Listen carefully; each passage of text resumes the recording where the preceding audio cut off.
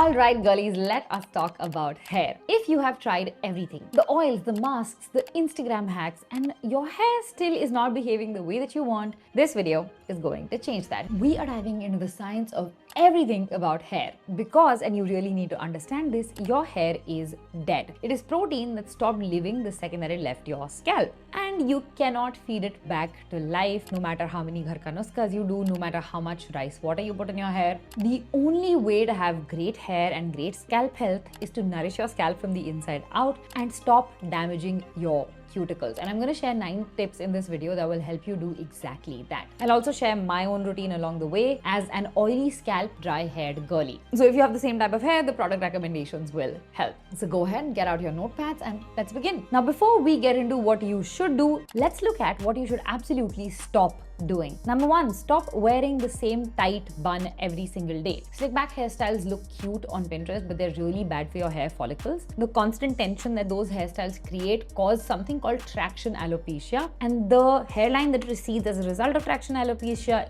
does not always come back. So avoid early damage and do yourself a favor, lose hairstyles. Next, stop using hard water on your hair. This does not necessarily cause your hair to fall off, but it causes your hair to become dull and dry and brittle. If you can, add a filter to your shower or your tank. If not, just do a final rinse with RO water. That is what I do to ensure that minerals don't settle into your hair shaft. Next, stop raking a brush through soaking wet hair. Your hair is at its weakest when it is wet, and brushing breaks your strands. Instead, use a wide-toothed comb when your hair is wet. Next, stop using the same shampoo forever. Your scalp adapts and it stops working, which is why you feel like, oh my god, this shampoo is not working for me anymore. Rotate shampoos every couple of months. Rotate all hair products every couple of months. And finally, stop applying products in a random order. Just like skincare, sequence matters a lot. And that is exactly what I'm going to show you in this video. Now that we know what not to do, let's get into what you should actually do. The first thing that you need to do is feed your scalp and your follicle. Your hair is made up of keratin, which is a protein. And if you're not consuming enough protein, your hair is not getting enough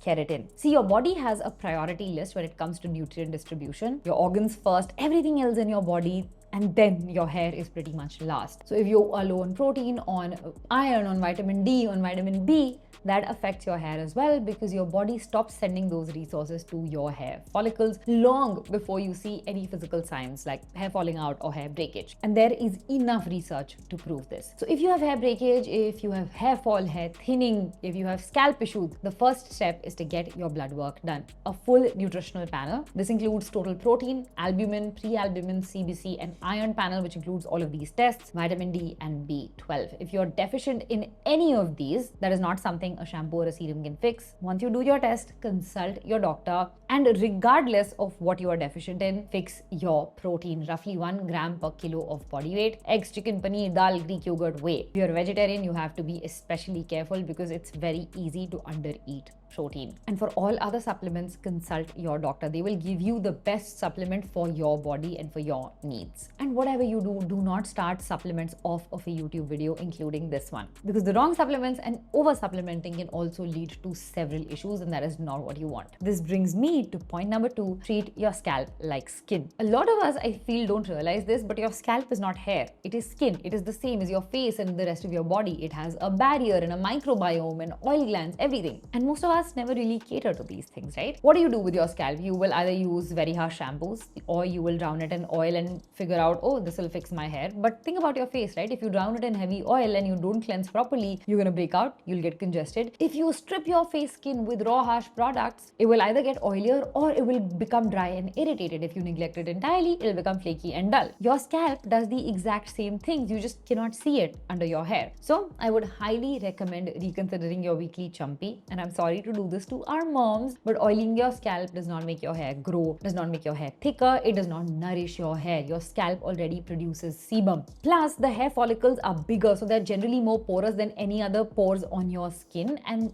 they're more likely to get clogged with oil. If you want to use anything on your scalp, scalp serums are a great place to start. You can do hair growth serums, you can do hair density serums, you can do hair oil control serums, but ideally avoid putting oil on your scalp. You can use oil, but it should be used on your mid-lengths and your ends, not your scalp. And if you have dandruff, please avoid oil completely, because dandruff is caused by a yeast that lives in your scalp, and this yeast literally feeds on oil. So if you put oil, it makes it even worse. You don't want to do scalp oiling with dandruff. Now, this does not mean that you should not massage your scalp. You absolutely should. If you want to use a hair serum, go ahead, use that, and then massage your scalp using your fingers or a tool like this. And what you want to do is move the skin of your scalp over your skull. That is what improves blood flow to the area. Think of doing like a gua sha massage on your face, but for your scalp. That's exactly what you need to do. Just try skipping the oil, use a serum, and use oil on your hair shaft, and your head will thank you. This brings me to point number 3, the right method and the right products. Now is when we come to the part that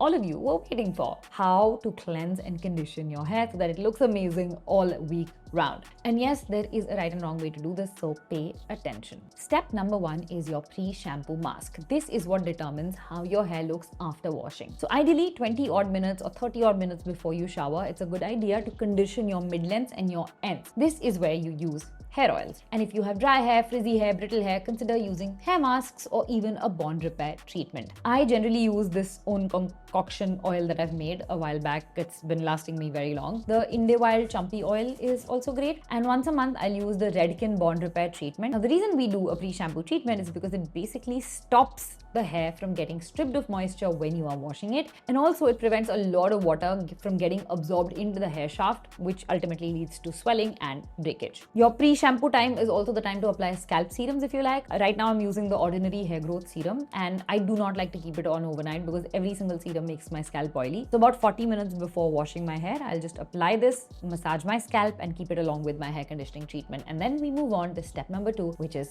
cleansing. This is where your shampoos come in. Remember that shampoo is for your scalp, it is not for your lengths. When you lather your shampoo into your scalp, the suds or the jhag that forms, that jhag is enough for rinsing your hair lengths when you wash it down with water, okay? Now, if you have an oily scalp like me, or if you use a lot of products, you use mousses and serums, and if you don't wash your hair very frequently, it's a good idea to double cleanse your hair at every wash, which just means you shampoo twice in the same wash. And I really use 2 different shampoos for this part. The first is a gentle but clarifying shampoo to actually break down the oil product and the build-up, all of those things. I am currently using the L'Oreal Hyaluron Moisture shampoo for this. It cleanses properly without stripping me out. And then for the second wash, you want to go with an even gentler shampoo, something that's more nourishing to cleanse and smooth once the build-up is gone. For my second wash, I'm currently using the Kérastase Gloss Absolu. It's gentle, it's smoothing, it's great for color-treated hair. So it leaves my lengths soft instead of squeaky clean. And the order really matters here. You want to clarify and cleanse first, and then you want to nourish second. You can't do a nourishing shampoo first because that'll just not cleanse your hair properly enough. Also, make sure to lather your shampoo really well before you apply it on your scalp, and use your fingertips, not your nails, to really work the lather into your scalp. One thing to consider is that shampoo is not where you should be spending the most in your hair care routine. Shampoo is a rinse-off product. It is on your scalp for maybe 60 seconds, 90 seconds at max before it is gone. So anything that needs to actually penetrate your hair, to treat something on your scalp or your hair, or change your hair over time, cannot be delivered by a shampoo unless it's an anti-dandruff shampoo. Those things take very little time to work. This brings us to step number 3 in your hair care routine,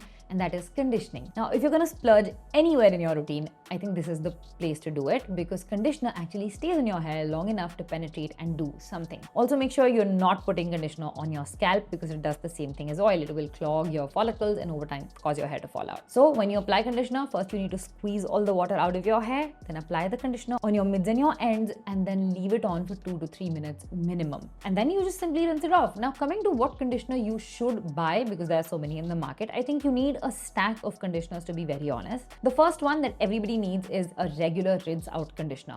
Most drugstore conditioners work well for this, whether it's your L'Oreal or your Doves or your Pantenes, anything works. Anything that suits your hair well works. This is something that you're going to use after every single wash. So you want a product that is conditioning enough, but it is not so heavy that it will weigh your hair down with regular use. Ideally, regardless of whether you have dry hair, whether you have fine hair, you do not want to leave your hair unconditioned, because that just opens your cuticle up to a lot more damage. Just choose the texture of the hair conditioner based on your hair type. A creamier texture is for coarser, drier, curlier hair. A lighter texture is for fine hair, like mine. I personally love the L'Oreal Paris Hyaluron Moisture Conditioner. I also love the Total Repair 5's one. I am currently also trying out the Glycolic Gloss one just to see if it adds extra shine to my hair. The next thing you need in your conditioning stack is a hair mask for deeper conditioning, and this is to be used a few times a month, maybe once a week if you have really dry hair. These are richer, these are heavier, they're meant to sort of repair damage and to deep condition your hair. This is exactly what salons use when they're doing hair masks. I am currently using the Kérastase Bain one, about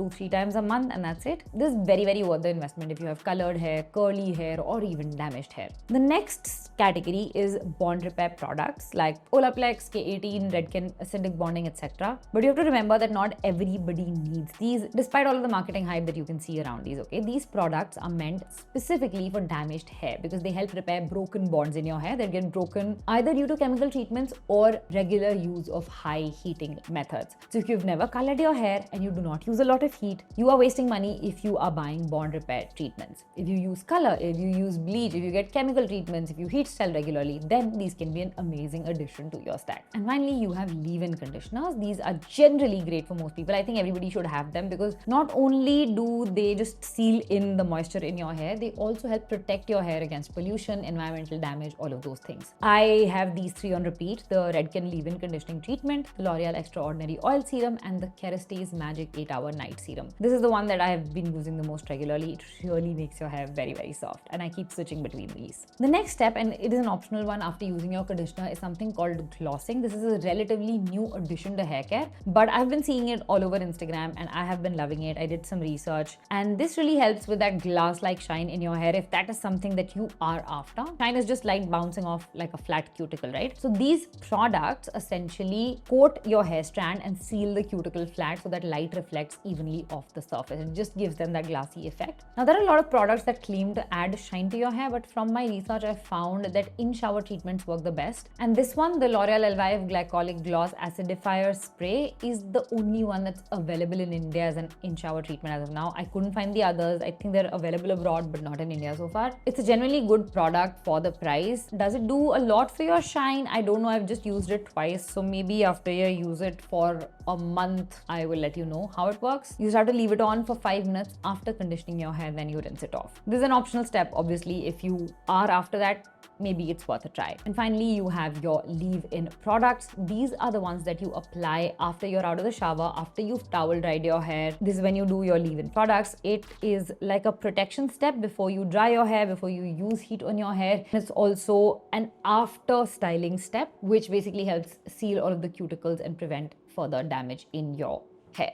I'll talk about the products that I particularly use in another step, but for now, this is the sequence to follow for your hair. Just change the products for your hair in your scalp type and you're golden. Now coming to the next 2 set of points, which are all about preventing damage to your hair. The first thing you need to do is to stop the friction. Your hair cuticles are like roof tiles, okay? They're tiny, they're overlapping scales. Agar hills mein, if you've ever seen those houses that have overlapping tiles like this, that is what your hair cuticles look like. So when you use rough stuff on your hair, like rough towels, cotton pillowcases, things like that, it basically drags against the direction of your cuticles. It lifts them up, it chips them. That is what causes your hair to become frizzy over time. It's not a one and done deal. It's damage that is caused across years, okay? And this is such an easy fix. You don't even need to overhaul your routine. You just need to remove friction from your routine, and that just requires a few simple swaps. First of all, start sleeping on silk or satin pillowcases and tie your hair loosely when you are sleeping, especially if you have long hair. If you don't want to use silk, satin is great, artificial satin, because the texture is what matters, it's not the fabric. You want that softer texture that does not cause friction on your hair cuticle. So go ahead, use satin. You can also use bamboo lyocell, which is a newer fabric. It is made from bamboo. It's softer than cotton. Ideally, just synthetic satin works the best. The next swap you want to make is switching to a microfiber towel. Thick towels are like sandpaper against your cuticles. You do not want to keep causing that friction. Use a microfiber towel and squeeze and pat dry your hair. Do not rub them. And finally, you want to use looser hair tying products. So silk scrunchies, spiral scrunchies instead of thin rubber bands or very tight claw clips. Loose claw clips are great. The next thing that damages your hair a lot is using heat on your hair the wrong way. And there is a right and a wrong way, because a lot of people have come up to me and asked me if I blow dry my hair every single day, or how they don't blow dry their hair every single day because it's heat and it's damaging their hair. Girls, the keratin, the protein bonds in your hair start breaking above 200 degrees centigrade. A normal blow dryer never reaches that temperature, okay? So blow drying your hair is actually the safest way to dry your hair, because what is actually damaging your hair is prolonged wetness. When you leave it wet for longer to air dry, that is what causes more damage. Because when your hair is wet, it swells up, the cuticle lifts, and it is in its weakest, most fragile state at that point. Air drying is actually what makes your hair look worse. But if you know how to blow dry, and if you do controlled blow drying with a low to medium heat setting, it is genuinely the better option for most hair types. If you are somebody who deals with a lot of frizzy hair, if you have an oily scalp like mine, if you feel like your hair never really looks good, try blow drying right after you washed your hair. And there is a correct way to do it. First of all, you want to use heat protectant every single time, regardless of whether it's blow drying or any other heat tool. That just creates a barrier. It slows down the heat transfer to your cuticle, protects your hair from damage. I really love the Bee Blunt one, and I feel like it's great for all hair types. Does not weigh your hair down. It's not very heavy. It's actually like a misty spray. Works really well. If you want to style your hair after blow drying your hair, you might also consider using a mousse in your hair. This is what helps your hairstyles stay for longer. Also adds additional protection and improves the texture. I personally love the Moroccan oil volumizing mousse. If you already have voluminous hair, maybe try a different one like the Schwarzkopf one. Then when you go in with your hairdryer, use the lowest temperature, not the cool shot, the warmer one after that on your hairdryer, and then just dry down your hair. You can actually flip it and dry it till your roots are dry and then your ends are dry. Now, if you want to style your hair, you want to get your hair to about 80% dry before using like a blow brush on your hair. Now, please remember that not all heat tools are meant to be used on wet hair. So if you're using a heat styling tool on 80% dry hair, make sure the tool is meant to be used on 80% dry hair, which is something like a Bee Blunt or a blow dry brush, or the Tarini X Bee Blunt blow dry brush if anybody's tried that. But if you want to use a straightener, if you want to use a hair curler, or if you want to use one of these brushes, the dry hair curling brushes, these are to be used on 100% dry hair. They should not be used on wet hair, because that will just cook your hair follicle. The temperature will rise more than what it says on the brush, and it's not great for your hair. Okay? And finally, use a finishing serum or an oil to seal the cuticles after drying. The L'Oreal Extraordinary Oil Serum is great for this. I personally use that. I haven't tried the Kérastase Glow Drops, but soon, and I will let you know. This brings me to point number 6. Fixing the frizz. Frizz happens for two reasons. One, your cuticle is damaged, it's lifted, it's dry, and that just scales up instead of lying flat. And two, because there is humidity. Especially if you have dry hair, porous hair that grabs onto moisture from the hair, it swells up unevenly, and that is what you see as frizz. So if you want to fix frizz, you want to seal your cuticle flat. That can only be done by regular hair care. Regularly conditioning your hair, regularly using leave-in treatments, and using shampoos that do not, make your hair even drier. And for leave-in treatments, you want to use silicone-based serums. Look for dimethicone or cyclomethicone in the ingredient list, because they coat the strand and block the humidity for the day. A few drops of this sort of serum pressed into damp ends makes a real difference. Another thing you can try when it comes to method is to blow dry in one direction with the airflow pointed downward, down the hair shaft. This is the reason why salon blow dryers look so great, because they always have hair going down one direction, and it's just not coming from every direction. If you have very frizzy hair, you would want to avoid blow drying brushes, especially in like humid weather, because they send air in every direction that just lifts your cuticle, and that's not great if you're trying to manage frizz. Just use the flat attachment on your hairdryer, blow dry in one single direction. That just generally takes care of frizz. Just remember that whatever hair texture you have, if you want to control your frizz, you want to work with your hair texture. So curly hair, for instance, has texture, but when you heat straighten it every single day, that is what damages your cuticle and causes frizz. If you use the curly girl method, that is more likely to not cause frizz, right? Because it will work with your natural hair texture. Similarly, if you have straight hair and you keep curling them endlessly, that is what is causing frizz. If you work with your hair texture, that will reduce the frizz. So seal the cuticle, lock the humidity out, hydrate, and stop fighting your texture. That is the sealing, and it's a much better sealing than most people think. This brings us to the next point. Protect your hair from damage from the sun and from pollution, because UV rays break down protein bonds in your hair. It is the same process as on your skin. It also degrades melanin, which is the pigment in your hair, which is why hair color fades and bleached hair turns brassy after a beach holiday. It's not the seawater, it's actually the sun. And if your hair is damaged from the sun, pollution compounds it further. So PM 2.5, heavy metals, they settle on your scalp, they oxidize your hair shaft, they trigger follicle inflammation. So if you live in cities especially, your hair is processing the same air as your lungs. And honestly, this is something I recently started paying attention to myself. The truth is, there are not a lot of hair-specific SPF products in India yet. Most of the good ones, again, are from foreign brands. And if you have imported one, if you've used one, let me know in the comments. But I did find one on Dahiya, which is the Hair Pure Hair and Scalp Sunscreen Spray. It does offer both UVA and UVB protection, claims to be lightweight. I've just ordered it. I haven't tried it yet because it's not arrived. But I'll test it out and I'll report back whether it's worth it or not.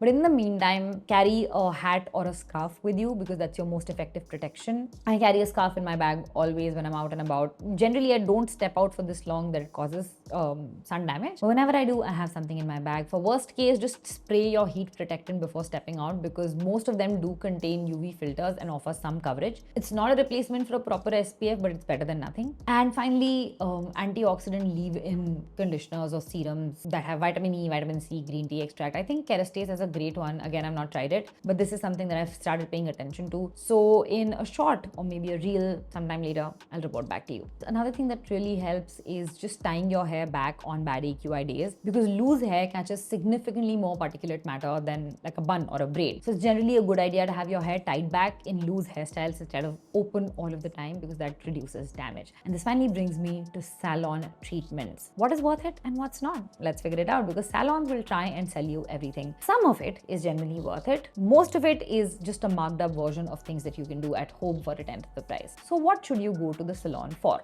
Hair color, because this is the single biggest one. You do not want to color your hair at home. Avoid box dyeing because box dyes use a one-size-fits-all formula that has to work on every single hair type. So they're typically much harsher than what a colorist would mix for you. A good salon colorist, and good is the key word here, customizes the formula, the developer strength, the placement for your hair, which means it is better color and thus far less damage. In my opinion, it is definitely money well spent. Another thing you should go to salons for is proper haircuts because a good cut is the foundation of how your hair looks every single day for months on end. I've been the person who cuts her hair at home, but a good hairstylist who knows what he's doing is much better, 10 times. And if you want to get any professional treatment like a keratin smoothing treatment or a hair Botox treatment, that is what you go to the salon for. Whether these treatments are effective or not is a separate conversation altogether. I don't think they do much for your hair. In fact, they damage your hair in the long run. But if you do want to get these treatments, please do not try these at home. Go to the salon. The rest, everything else is a spa experience. It is not a necessity. You can go if you want to, if you like the experience of it, but it is not needed. This includes